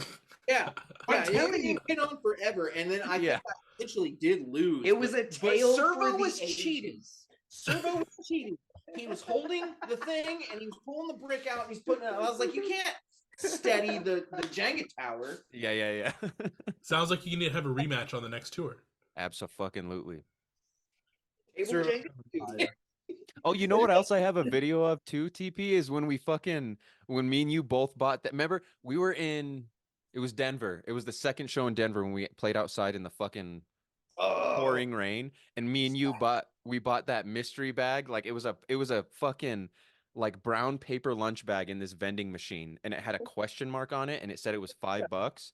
And me and TP were like, well, what are we gonna not find out what that is? And we both we bought it, and it was just like some earrings and candles, that turtle necklace and shit. Yeah, I still have that turtle necklace, dude. Yeah, there were the cards in there too, like a football. Yeah, the baseball cards or something. Yeah. Jeez. We can cut all the Servo stuff and then just come back to where we're like, Servo's a nice guy and he really helps us. Right? I'll do whatever you guys want. I Shout out to Servo, cut dude. however. Servo's a legend. He has to know. Yeah, what he doesn't want people to know is he's a really nice guy and he says stuff to people about their music. So, Dude, that's true. Hey, man, fucking truth from on Servo. When we left tour, he gave me a hug and said, "This has been really fun." He's a nice guy. He doesn't want you to know that, but he hugged me. Servo hugged me. He complimented me once. yeah, he did. He has it in him. Yeah. He's complimented me a couple times, and I'm like, "Oh shit, a Servo compliment? That means something, dude." Yeah, It's like those commercials back in the day with the cereal and Mikey, Mikey doesn't like anything and everything. He's Mikey. When he likes it, like he really likes it. Shout out Servo. Yeah. To kind of rope us back in as we, are going. This is obviously Beers with Fans. We haven't done the segment yet on this episode, but this is obviously Beers with Fans. Like I normally say, you don't have to be drinking on these episodes because I'll definitely do that for you. But I know you fine gentlemen are drinking some beverages on this fine Sunday. Can you go around and say what you're drinking on today, or especially for Dakota, like what strain you're smoking today? I actually do know. It's deep fried ice. Ooh. Oh yeah. Yeah, it's from Michigan. Hell yeah. Oh wait, it's here. Yum yum. Here you go. I love how it's just in a Ziploc bag with like Sharpie written on it. I have to remember. How will I know it's an indica if I like smoke before work and then my day's ruined now? Yeah, that was my whole weekend. I'm fucking drinking. I think I've said it a couple times, but I ran out of cold PBR, so I'm drinking warm Bud Light and warm Dos Equis. I've never ever drank Dos Equis. It's good. Throw a lime in there. It's not bad. Yeah. It's Too not expensive like to buy all the time, but it's good. Yeah, it's not my go-to Mexican beer, but it's a good Mexican beer. Yeah, I bet I can guess your go-to Mexican beer. Oh yeah, Modelo. Yes. Yellow. My boy, a man of culture. Yeah, me and Lucas were drinking Natty Light. Hell yeah. He bought a sixer of it because I didn't think we were getting fucking tore up, and then he fucking brought down Beth's cupcake. I stole my wife's wine, so I do want to say, TP, that you can't see this, but this says 4/21/18 bridesmaid. Nice. Hell yeah, bud. So this is but Easter egg was also. But TP, I want to say you weren't planning on getting this drunk. The last time we did one of these in person, or actually I think the last 2 times we did this in person, I showed up with a full case of beer for all of us. Oh yeah. We didn't drink any of it. We just fucking got lit after that. No, you guys drank some of them. I don't think Dakota drank that many. And then for sure, like the second time, because we're at Matty P's house. I'm going to see him next week. Oh yeah, no, the Shout first out time I drank at my apartment, right, in Iowa City. Yeah. Yeah. R.I.P. that place. No, we did that, and I remember you were cracking beers, and we were just getting fucking lit and talking about Quantum Leap, Scott Bakula, something. Yeah, because I had there was a question that I brought up because obviously for people that have listened to season 3, there's we kind of talked about it earlier, but there's the PSA in there about like the secrets that the government doesn't want you to know that TV Cop actually does know, and we talked about conspiracy theories, and I had the question of like, what are you guys' conspiracy theories that you guys actually like believe? And then I just sat there and I just kept cracking beers while you guys just went down this rabbit hole, and I was like, yeah, man, that totally makes sense. Oh, no. They are putting chips in us, yeah. Now it's problematic. We can't talk about it. Yeah, I thought about asking it again this episode, and I was like, a lot has changed in the last I think 4 or 5 years since we've done that one. So who knows what's gonna world. Yeah. But anyways, that's the beer segment. I know we talked a lot about another good one. We kind of hinted that there will be vinyl coming next year. I'll for sure be getting mine. Everyone else, wait till I get mine and then get yours. I don't know how that works. And we'll talk links in a little bit, but I know we've kind of talked some stories from you guys, tours that you guys have had, because I mean, since the last time we talked, obviously there was the one-off show in New Mexico. You've done 2 tours, one to New York, one back to New Mexico, kind of going down that way. And that tour was also fulfilled. You've had crazy tours, but this is, we got to end off with some more fun stories from you guys' time of music. As I normally say, they can be either shows, tours, time recording, anything horrendous to tremendous, or any adjective in between. We were already on a good run of stories, and I feel so bad that I had to take a small pee break because I feel like I stopped most of the momentum, but I love it. Seeing you guys also go out and hit the road and not just be like in Iowa City all the time, I was so happy for you guys to do that, because you're one of those bands, and I will say this till the end of time, that everyone should know who TV Cop is, and it's crazy that not more people know who you guys are, in my personal opinion. We're a well-kept secret. Only the true fans are allowed to know who we are. There you go. Dude, I'm also like, not to get too sentimental on here, but like, I'm also super stoked that at the same time that, I started this podcast to get back into the music scene, because I had stepped away for X amount of years, and it was great to have come in at the same time that you guys were really, I feel like, getting your footing in Iowa City and like doing your thing and becoming friends with you guys, because like literally everything you guys keep putting out has been amazing, and I always look forward to the next TV Cop release.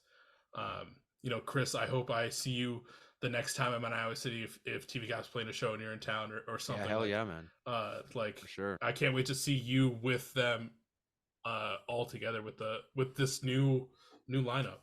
Yeah, absolutely, dude. It's I mean, I can only speak from my perspective, but I've only heard nice things. Nobody's had anything but nice shit to say about it, so it makes me feel stoked. I was a little intimidated coming in.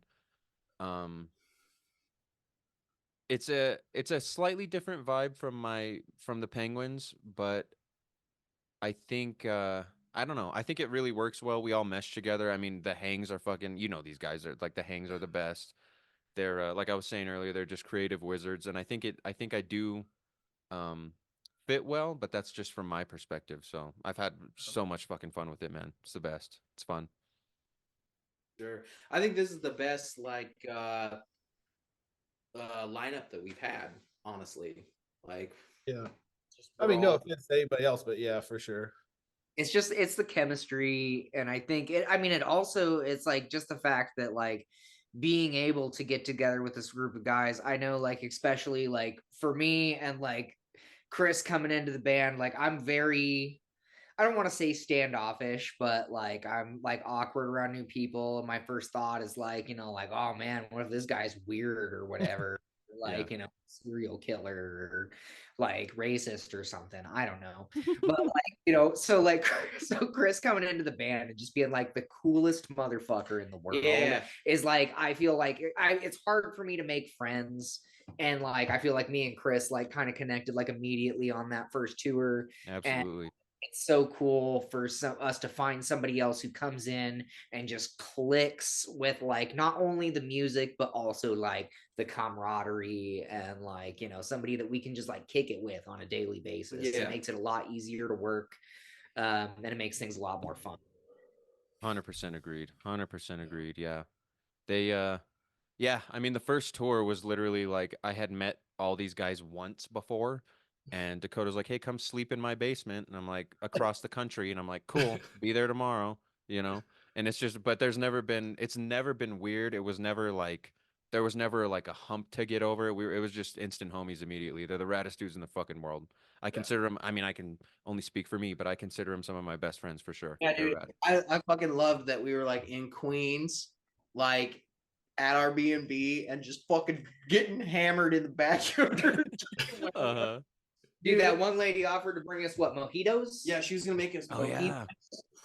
We got to go back there so we can get those mojitos. Yeah, dude. Such a good time. We almost got the boot on our Prius too. Oh, Oh, yeah. that's true. Or the Those weird old- fucking those remember old the weird people little really- greasy handprints on the shit that morning? Yeah.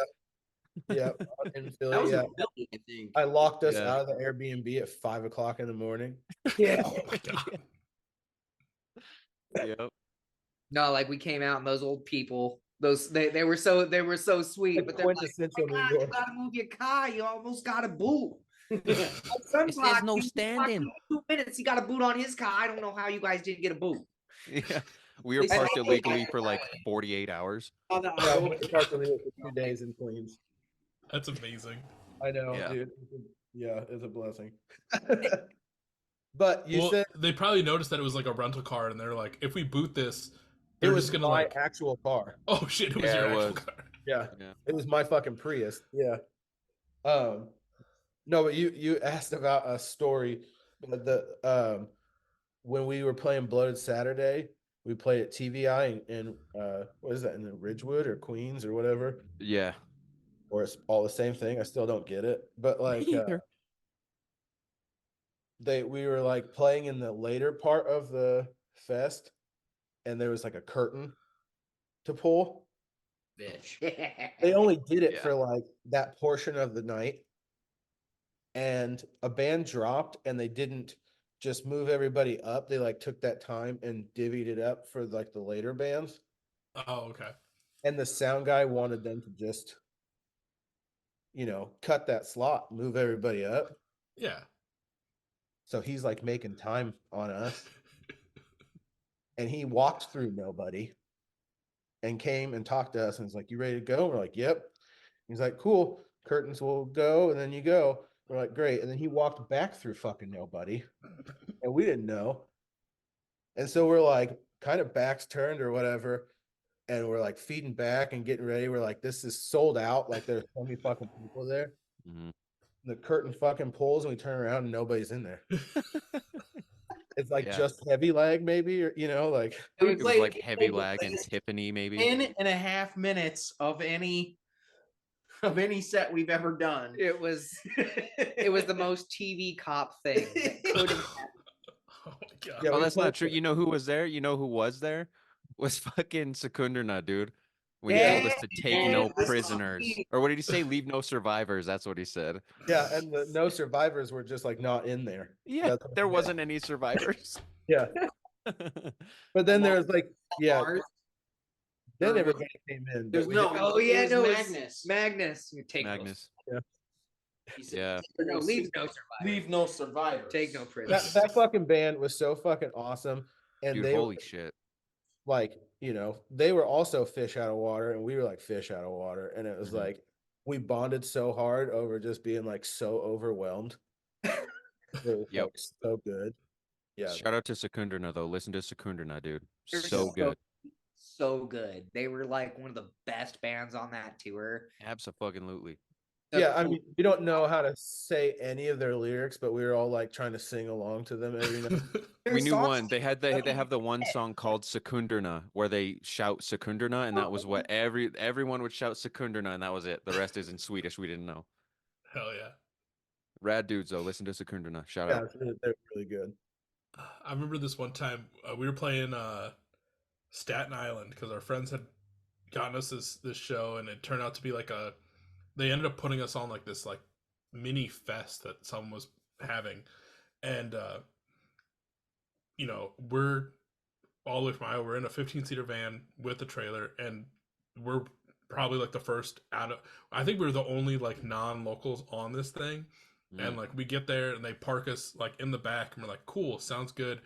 And like obviously when we get there, it's towards the beginning of like this show, so like no one's really fucking there anyway, so like the parking spot seems fucking tight.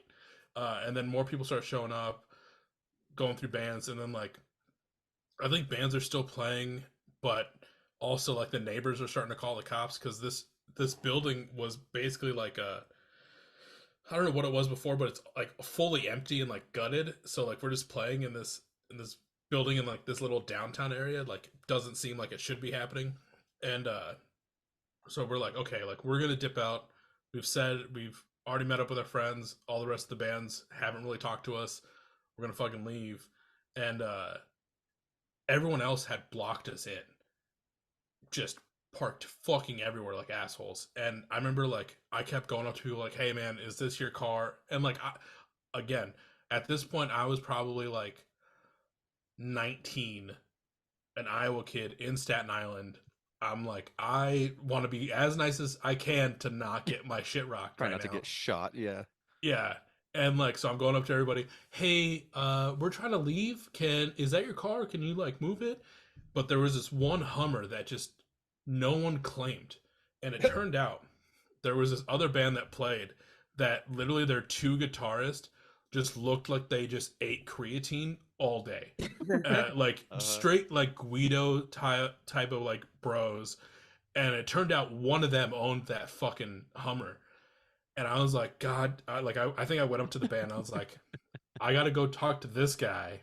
If anything happens, good luck. And I was like, hey, can sir, can you move this Hummer, please? And he's like, why? And I'm like, well, like we're trying to leave. It's late.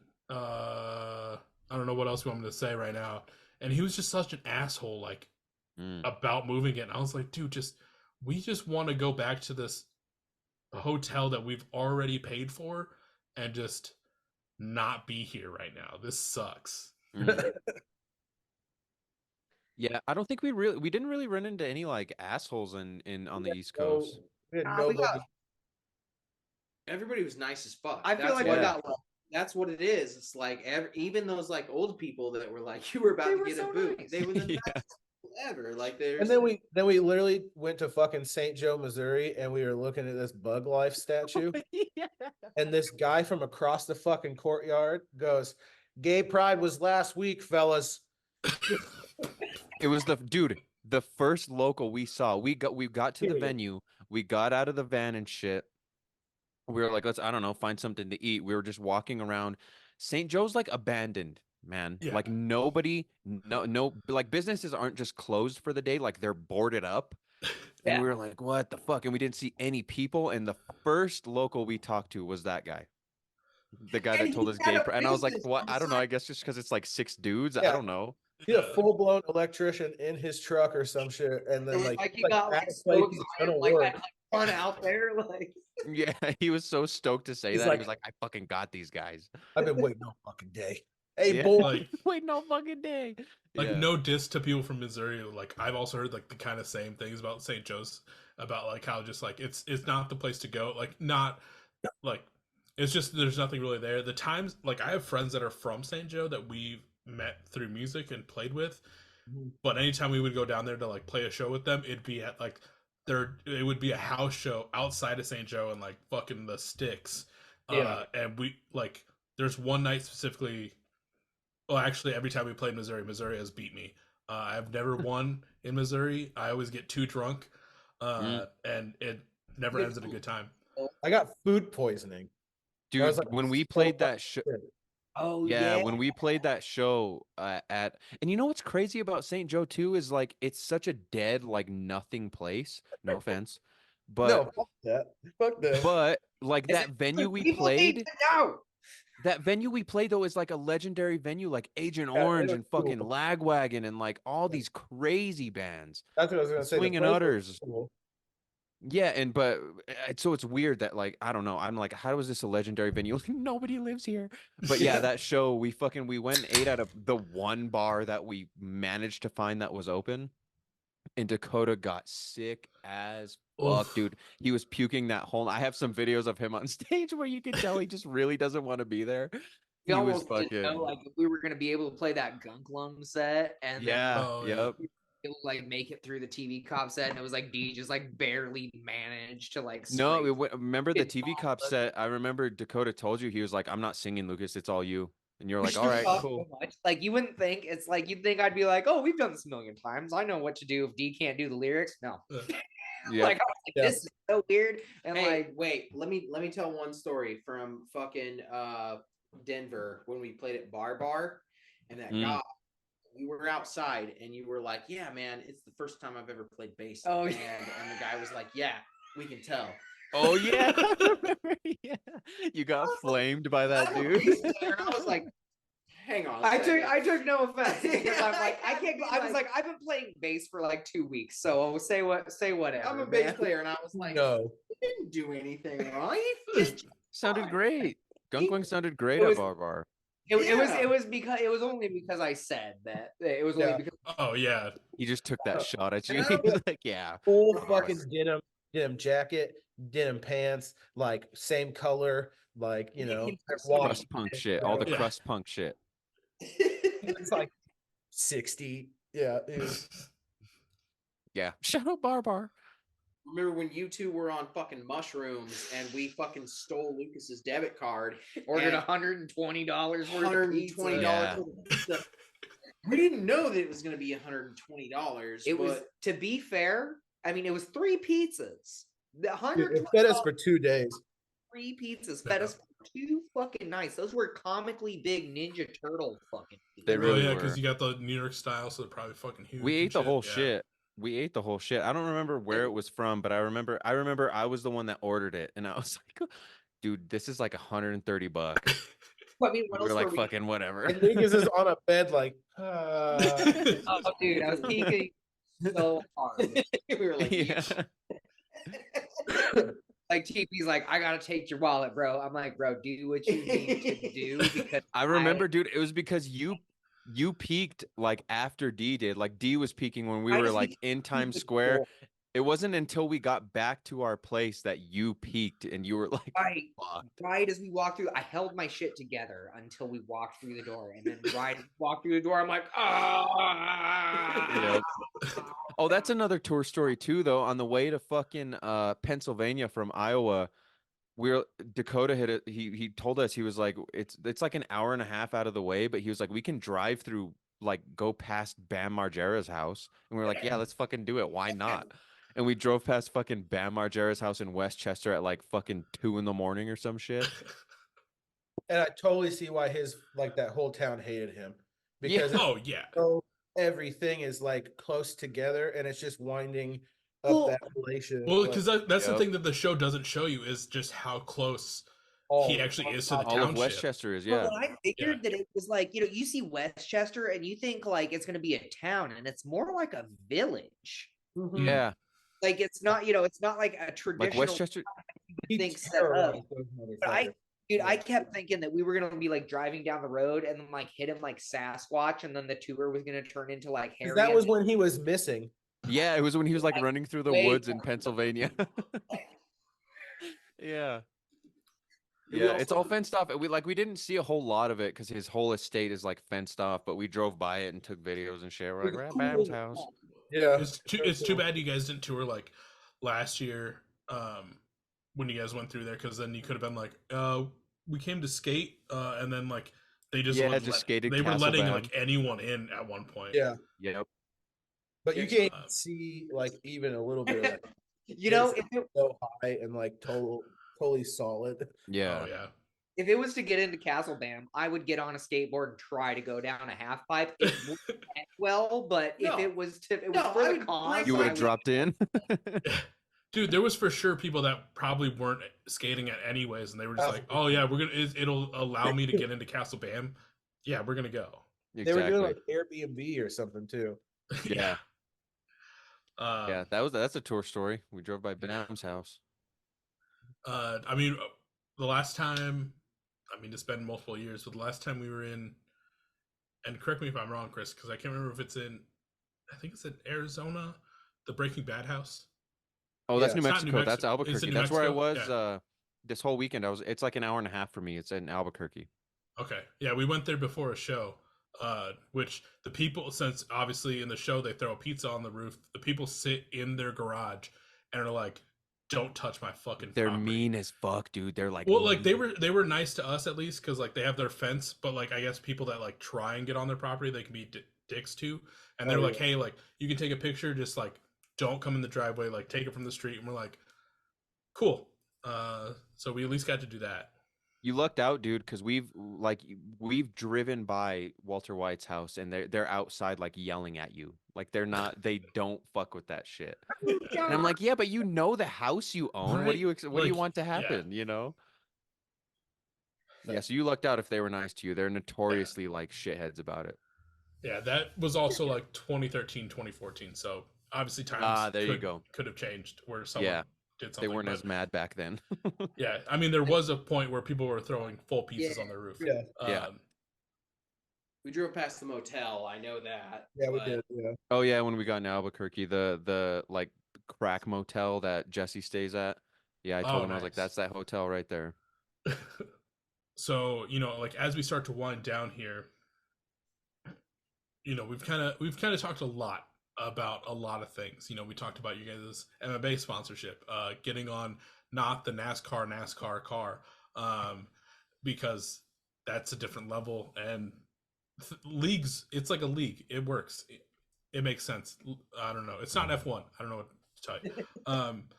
But we talked another good one, which is honestly another great, not just good. It's another great TV Cop album. Um, I like I can't stress enough how much I love it, but I know part of that factors in because just you guys are so nice and genuine in general. Like I know Chris, how you kind of mentioned before, where those first kind of moments where you guys met the TV Cop dudes, you felt that initial like friendship, and I wanted to bring up like the first time that I sat down with TV Cop in Dakota's old apartment that was in Iowa City. I walked in not knowing these dudes and just setting up this recording, and they were cool enough to fucking do it and sit down with me and be like episode less than 10, and I walked out of there being like, damn, those guys were super nice, super cool, and I feel like there's a friendship here where it's gonna be good. And then I moved away and I was like, fuck those guys. But not really. Like everyone should be listening to TV Cop. You guys are killing it. One thing I really like to end off the episodes on a really high note. And obviously, you guys have been through a lot this past year or past few years, getting new members, going on these tours and things like that. But for each of you, what would you say is your favorite moment from being in TV Cop that you've experienced? Okay, so we drove to New York City, right? And Chris was filming in the back of the Prius, and we were driving there. And the first time that he saw the New York City skyline, he goes, "What the fuck?"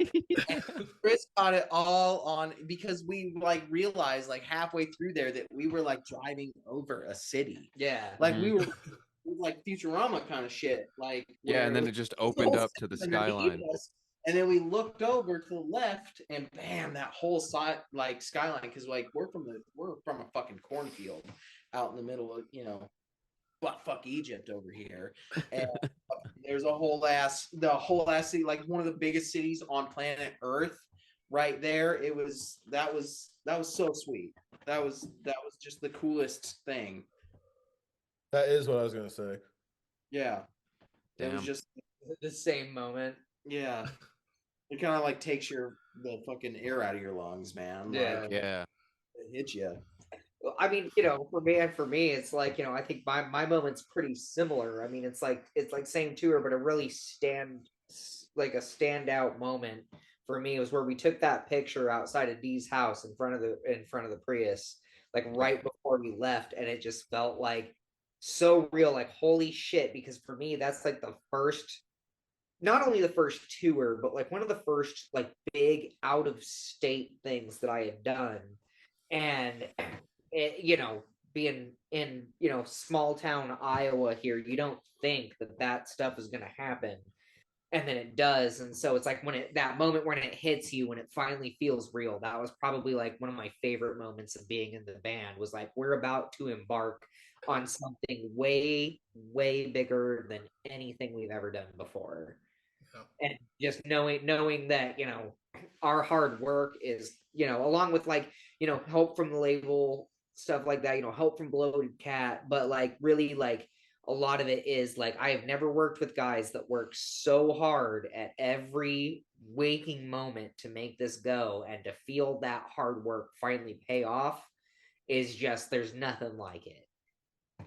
Yeah, absolutely. There's there's a lot of moments for me. I don't know, joining later is, I think, I don't know, some of my favorite moments are just where I realized I wasn't a fill-in, you know? Mm. Like those moments to me are the big ones where I realized like I was a part of this. I wasn't a fill-in, I wasn't a fucking tour drummer, I wasn't this or that. I was a part of this thing.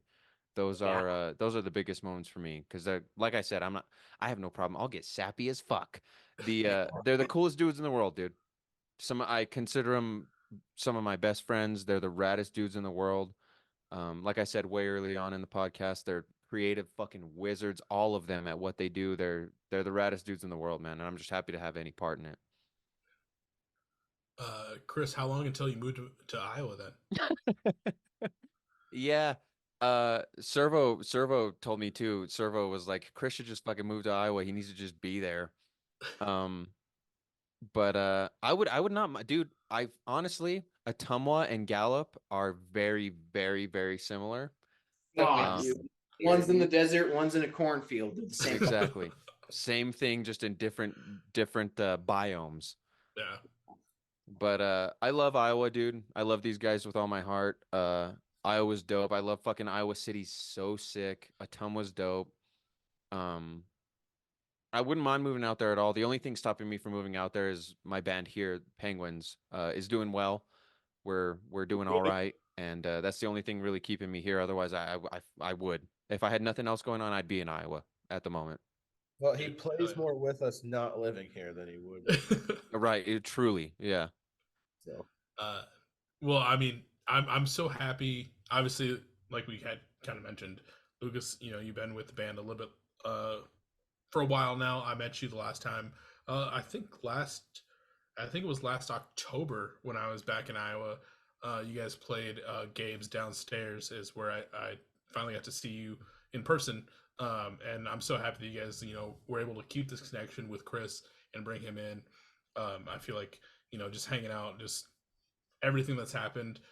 I feel like you fit in so well with my vision of TV Cop.